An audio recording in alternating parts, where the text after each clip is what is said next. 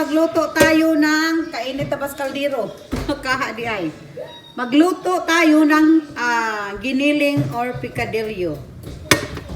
Ewan ko kung pareho lang ba yun sila.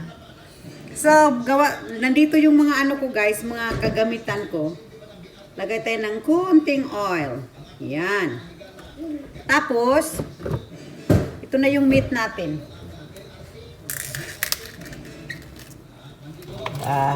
Yan. Ito na yung meat natin.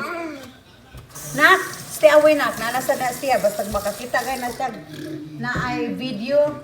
Halabera gid yung bataan eh. Halabera kadiha ikaw Jacob panikamot. Okay. Kahit pa man eh.